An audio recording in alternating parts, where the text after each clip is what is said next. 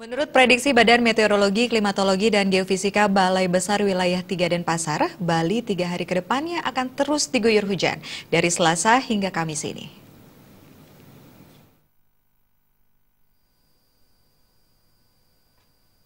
Menurut Prakirawati BBMKG Wilayah 3 Denpasar Diana Hikmah, dari hasil analisa permodelan cuaca, diprediksi selama 3 hari ke depan seluruh wilayah Bali masih berpotensi hujan.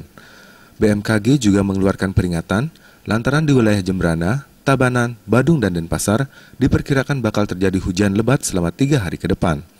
Perlu diwaspadai potensi hujan lebat di wilayah Jembrana, Tabanan, Badung, dan Denpasar, serta waspada ketinggian gelombang perairan Bali Selatan yang mencapai 2 meter di sekitar Samudra Hindia Selatan, Bali.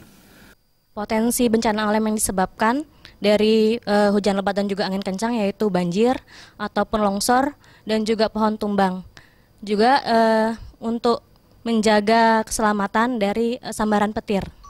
Terutama untuk nelayan yang ingin melaut, diharapkan waspada terhadap gelombang tinggi yang ada di sekitar Samudra Hindia Selatan Bali. Untuk di perairan selatan Bali dan NTB berkisar antara 1,5 meter, namun untuk di Samudra Hindia Selatan Bali sendiri berkisar sampai 2 meter. Namun seminggu ke depan diperkirakan kondisi cuaca di Bali kembali normal. Dan pada bulan Juni, Bali diperkirakan akan masuk musim kemarau. Gung Krisna, Bali TV.